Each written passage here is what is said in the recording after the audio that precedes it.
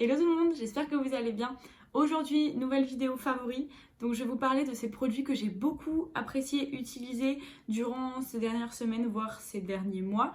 Il y a aussi quelques flops malheureusement, donc je vais aussi vous parler de ces produits qui malheureusement m'ont déçu. Et c'est parti, on va commencer de suite.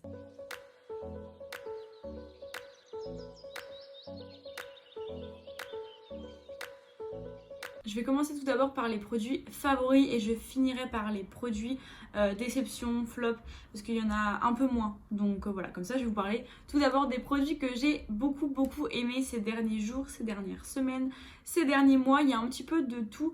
Il y a du make-up, du soin, du parfum. Et on va commencer par un petit produit que j'ai découvert assez récemment et qui m'a été pas trop mal utile dernièrement, puisque au moment où je tourne cette vidéo, le soleil nous a abandonnés depuis quelques jours, il a complètement disparu. Donc pour pallier à ça, en ce moment j'utilise le sérum auto-bronzant qui est le Yes We Tan de chez One2Free, qui est une marque en fait que j'ai trouvée à Nocibé. Donc au niveau de la composition, ce sont apparemment des produits assez clean, enfin assez simples au niveau de la composition, voilà, plutôt naturel. Et donc là, ce produit-là, en fait, ça va être des gouttes auto-bronzantes. Donc, le produit se présente sous forme de pipette comme ceci. Donc, une petite pipette. Vous allez pouvoir prélever quelques gouttes de ce produit et le mélanger avec votre crème de jour ou de nuit. Et en fait, ça va apporter un joli hâle au niveau du teint, donc du visage, bien sûr. L'avantage, c'est qu'il ne fait pas trop de traces. Comme vous le mélangez à votre crème de jour, c'est pas vraiment comme si vous appliquiez un auto-bronzant. Là, on est vraiment sur un produit qui est assez léger, qui va apporter un hâle assez graduel. Je vous ai parlé brièvement de ce produit sur Instagram. Donc, si vous ne me suivez pas sur Instagram, vous pouvez toujours le faire. Je vous laisse le lien dans la barre d'infos comme d'habitude. Et je vous parle de temps en temps de quelques petits produits que j'ai appréciés. Et je vous ai d'ailleurs parlé de ce produit dernièrement. Mais c'est vrai que c'est un produit qui est sympa, puisque voilà, ça laisse un petit côté hâlé au visage, ça donne un petit côté bronzé, sans pour autant faire de suite trop. On dirait pas du tout qu'on a mis de l'auto-bronzant, c'est assez discret. Donc moi j'utilise ce produit une fois tous les 3-4 jours environ. J'utilise 3-4 gouttes par application et ça fait vraiment juste un petit hâle histoire de donner bonne mine. Et voilà, je trouve que c'est un produit qui est très sympa, facile d'utilisation. Au niveau du tarif, il est vraiment très raisonnable. On est pour une vingtaine d'euros pour ce produit et on est sur du 15 ml. Donc là vraiment hyper raisonnable et bien plus raisonnable que ce que j'ai pu voir, parce qu'il y a des produits auto-bronzants comme ça qui coûtent une fortune. Et celui-ci, voilà, j'ai trouvé qu'il avait une super application, très léger, enfin voilà, j'en étais très contente. Il donne un bronzage qui n'est pas du tout orange, ça fait vraiment très naturel.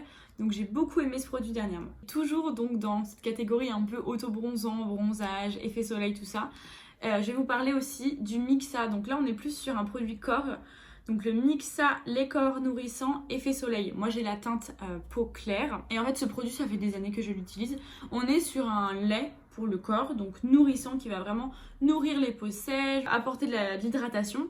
Et en fait vous avez un côté un peu effet soleil qui va apporter un hâle pareil assez progressif et très léger. Donc il va permettre voilà de donner un léger bronzage assez naturel à la peau. Il a aussi des petites paillettes à l'intérieur, donc il laisse la peau hyper satinée, ce que j'aime beaucoup. Et tout comme donc mon auto-bronzant pour le visage, c'est un hâle qui est très progressif, c'est-à-dire que moi je l'utilise une fois tous les 3-4 jours environ, juste pour avoir le petit hâle. Après, si vous voulez intensifier, ça marche comme l'auto-bronzant pour le visage. Vous pouvez tout à fait rapprocher les applications, l'appliquer plus régulièrement, voilà. Donc ça, c'est un produit que j'utilise depuis vraiment des années et des années. Au niveau de la composition, par contre, je vais pas vous en faire des louanges, c'est vraiment pas terrible. On est sur un produit Mixa, de toute manière, voilà. C'est une marque qui n'est pas connue pour ses compositions naturelles. Mais bon, pour le corps, je fais moins attention, j'avoue. Donc ce produit est très bien. Au niveau du prix, je ne l'ai pas en tête. C'est un produit que je trouve dans mon supermarché. Donc généralement, on est aux alentours des 7-8 euros peut-être pour le grand flacon de 250 ml. Voilà pour les auto-bronzants. C'est vrai que c'est des produits que j'utilise pas tout l'été. Ce sont plutôt des produits que j'utilise en début d'été comme là. Surtout en ce moment où il fait vraiment pas très beau, on peut pas prendre le soleil. On n'a pas ce petit hâle naturel. Donc ça, c'est des produits très sympas et on va pouvoir passer maintenant aux soins. Donc en soins, dernièrement, j'ai fait 2 belles découvertes d'une marque que je connais et que vous connaissez aussi parce que je vous en parle tout le temps. Donc il s'agit de mes 2 petits produits de chez Antipode, donc la crème de nuit et la crème de jour. La crème de nuit, je vous en ai également parlé donc sur Instagram, c'est la crème Culture. Voilà. C'est une crème donc avec des probiotiques un peu en texture, ils appellent ça water cream, donc un peu en texture gel crème. Et là récemment j'ai entamé la crème de jour, donc elle c'est la Baptise, qui est pareil un peu sous le même format en water gel. Je vais vous montrer les textures.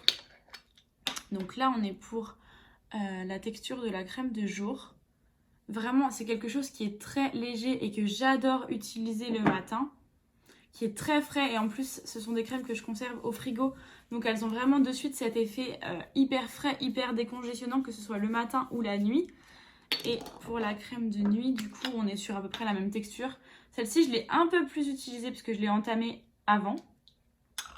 Mais voilà, ce duo là, c'est vraiment deux produits que j'adore. Ce sont des produits qui sont vraiment très hydratants, qui laissent pas cet effet vraiment trop gras sur la peau. Antipode, vous commencez à connaître, hein, je vais pas vous refaire tout le topo sur la marque. On est sur une marque néo-zélandaise. Donc là pour la crème de nuit, la Culture, ils vous disent que c'est à base de bonnes bactéries, donc les probiotiques, d'acide hyaluronique et de fougères de Nouvelle-Zélande, donc de fougères noires apparemment, de Nouvelle-Zélande, donc voilà, elle est très très hydratante. Et ensuite pour la Baptiste, celle-ci Baptiste ou Baptiste, on est sur de l'acide hyaluronique toujours et du miel de Manuka. Franchement pour les deux produits, ce sont des crèmes qui laissent ma peau hyper repulpée, hyper hydratée. Comme je vous disais, pas du tout cet effet gras, et en même temps ça laisse vraiment la peau hyper nette, très lisse. Voilà, franchement ce sont deux produits que j'adore. Vous commencez à savoir que l'été je préfère un peu les textures un peu plus water gel ou gel crème, voilà, crème en eau entre guillemets. Donc tout à fait le genre de texture de ces deux crèmes. Donc vraiment j'adore, je les adore et je compte les utiliser tout l'été. On a fini pour mes favoris en soins et on va pouvoir passer à mes favoris maquillage. Il n'y a pas grand chose parce qu'en ce moment je me maquille très très peu. En plus avec le port du masque, vraiment c'est le strict minimum.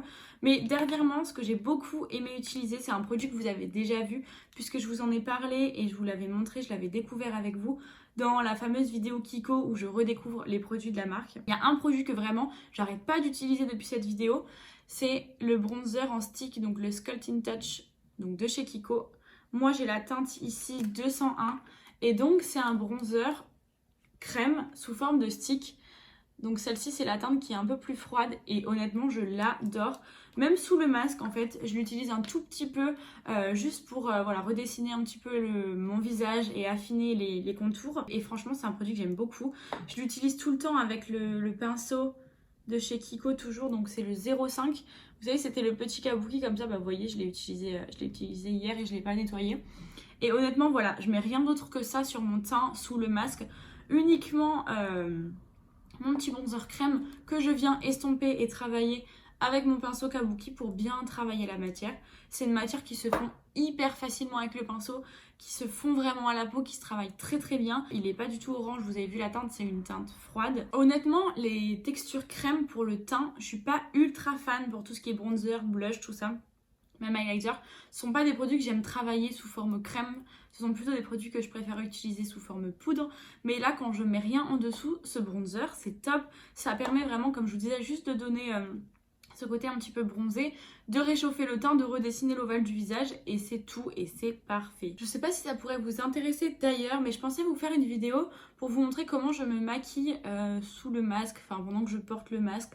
Parce que moi au travail je dois le porter toute la journée. Donc si ça vous intéresse, n'hésitez pas à me le dire en commentaire. Et pour finir en maquillage, j'ai fait une découverte il y a quelques mois maintenant. Et je voulais vous en parler parce que ce sont des produits que j'ai beaucoup utilisés. Et en fait c'est les Twin Flames de chez Danessa Myricks. Ce sont des produits que vous pouvez retrouver sur le site de Monochrome Beauty. Je laisserai le site dans la barre d'infos. Et en fait ce sont des petits produits un peu crème comme ça, qui ont un petit applicateur. Et ce sont des produits hyper pigmenté et vous avez beaucoup de reflets en fait multichrome comme ça.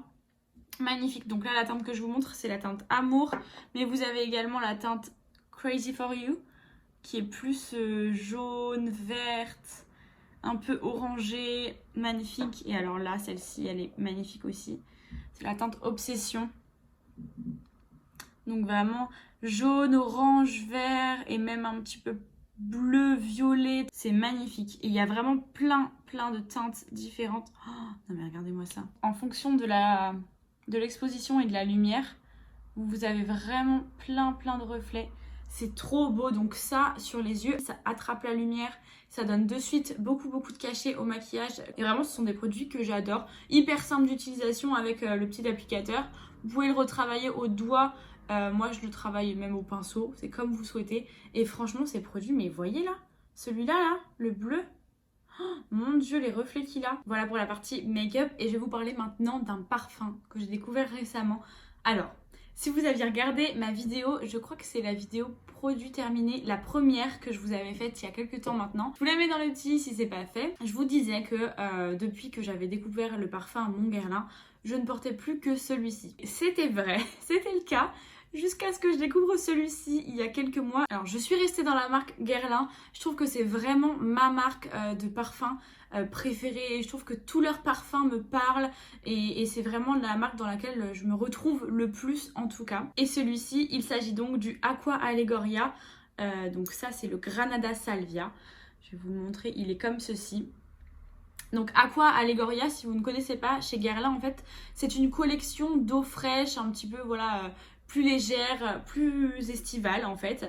Et c'est des eaux de toilette par contre, donc ça c'est un petit peu dommage parce que je trouve que l'odeur tient un petit peu moins bien, mais c'est vrai que c'est vraiment beaucoup plus léger, donc pour l'été moi c'est ce que je préfère, c'est l'idéal. Et donc comme je vous disais, Aqua Allegoria c'est toute une collection d'eau fraîche tout autour donc de la bergamote, si je dis pas de bêtises je crois que c'est ça, tout autour de la bergamote, et il y a vraiment pas mal d'associations qui sont plutôt intéressantes. Donc Granada Salvia, celui-ci comme vous en doutez, c'est plutôt avec des notes grenade, mais honnêtement je trouve qu'il sent vraiment le frais, il sent vraiment l'été, un peu fruité mais très léger. Oh là là, mais j'adore. Je pense qu'il y a bien une dizaine d'Aqua Allegoria différentes. Et franchement, il y en a qui sont très intéressantes. Ce qui est sympa aussi, c'est que vous pouvez les mélanger pour créer vraiment votre odeur personnalisée en fait. Pour pouvoir mieux vous décrire le parfum et mieux vous en parler, je suis allée sur le site de Guerlain. Comme ça, je pourrais vraiment vous donner toutes les informations et ne pas me tromper. Ils vous disent que Granada Salvia est une eau de toilette pétillante qui rappelle un chaleureux jardin andalou dans lequel on croquerait une grenade exquise. Cette eau de toilette incarne l'esprit de la grenade twistée par la sauge sur fond de musc blanc. Je pense que voilà, c'est beaucoup plus parlant que ma description à moi. Donc c'est donc un hespéridé fruité, un accord grenade délicieux, composé grâce aux accents aqueux, verts et acidulés des fruits rouges, transporté par la fraîcheur d'une note de cassis, du cyprès, du citron et de la bergamote, puis élégamment twisté par la sauge et la rose sur fond de musc blanc, de notes mousse et de patchouli. Voilà, comme ça vous avez toutes les infos, mais honnêtement, si vous cherchez un parfum un peu plus léger, voilà, un petit peu plus aérien pour l'été, tournez-vous vers la collection d'Aqua Allegoria. Concernant le tarif, on est sur un flaconnage qui est un peu plus grand que la taille classique, on est sur du 125. Oui, c'est ça. On est sur du 125 ml. Donc, le prix est un peu plus élevé. Moi, je l'avais eu chez Sephora et je l'avais payé hors réduction un peu plus d'une centaine d'euros, je crois. Après, je viens de me rendre compte en allant sur le site Guerlain qu'il existait aussi le vaporisateur en 75 ml, que je ne savais pas. Puisqu'il me semble que chez Sephora, ils ont uniquement les grands formats comme ça. Écoutez, ça y est, on en a terminé avec mes favoris du moment et je vais pouvoir vous parler donc de mes déceptions dernièrement, de mes dernières déceptions. J'ai 3 produits juste ici. On va commencer par celui-ci. Je crois que je vous en ai brièvement parlé dans la vidéo où je triais mon rangement make-up. Et en fait, je vous disais justement que ce produit, je l'aimais pas du tout et que du coup, je m'en étais débarrassée. Alors, je m'en suis pas encore débarrassée, justement, je l'ai gardé pour vous en parler dans une vidéo flop. Mais il va pas faire longtemps encore chez moi, celui-ci. Il s'agit donc de la ou du Super Jelly Cleansing Gel de chez Beauty Bay, donc dans leur gamme de soins.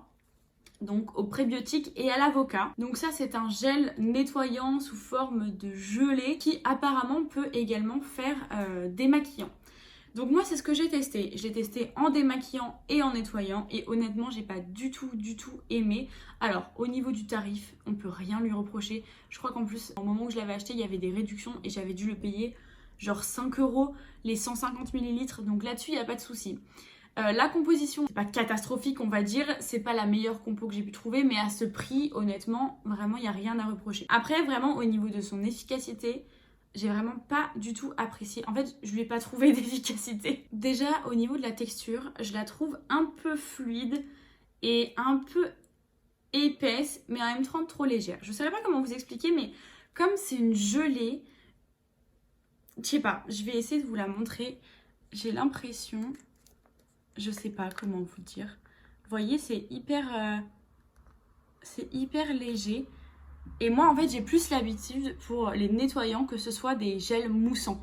Et là, en fait, on est plus sur un lait. On pourrait presque croire que c'est un lait hydratant, en fait.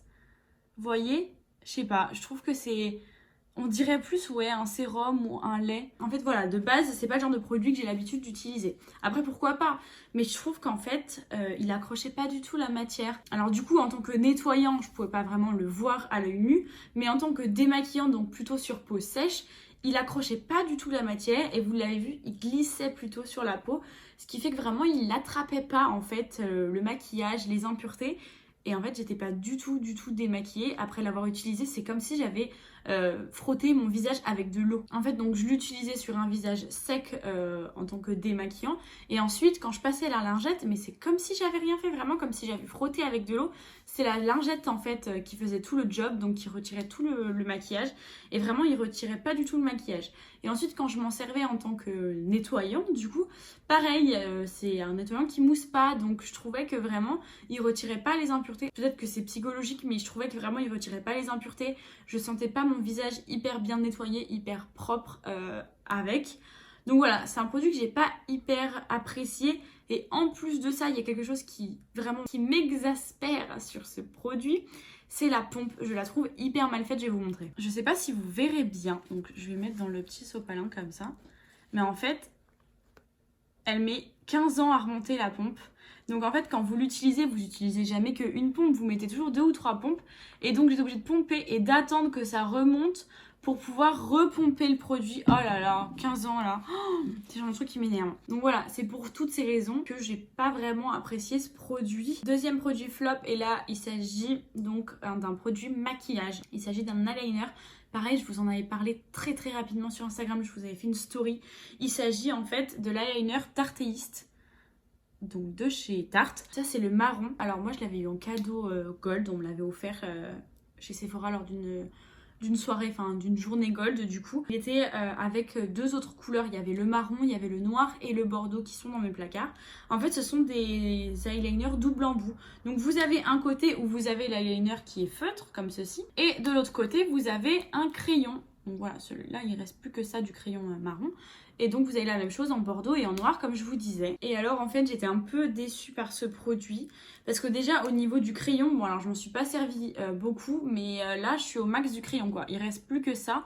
Et j'ai dû m'en servir peut-être une dizaine de fois. Et encore vraiment, c'est que vraiment il n'y avait pas grand chose dans le crayon. Par le côté eyeliner, j'ai été vraiment hyper déçue et c'est plus ce côté là qui m'a déçue que le crayon. Alors déjà pour l'appliquer c'est une horreur, je le trouve déjà pas opaque, donc pour l'appliquer il faut vraiment repasser et repasser encore une fois. Il est vraiment pas du tout opaque et en fait on a l'impression que l'eyeliner il est dilué avec de l'eau. Je sais vraiment pas comment vous dire, mais en fait quand je l'appliquais il était hyper liquide et du coup ce qui faisait que ça dégoulinait souvent dans le coin externe juste là. Je vais essayer de vous montrer, mais pourtant là sur ma main il est hyper opaque hein. Et le marron est hyper beau en plus. Mais moi quand je l'appliquais sur mon œil ça faisait un espèce de marron un peu beige clair et j'ai l'impression que il prenait en fait la mine, prélevait un peu du fond de teint si j'avais du fond de teint sur la paupière ou de la base, j'avais l'impression que la mine prélevait plus le fond de teint plutôt qu'elle déposait de produit. Là vous voyez peut-être mieux.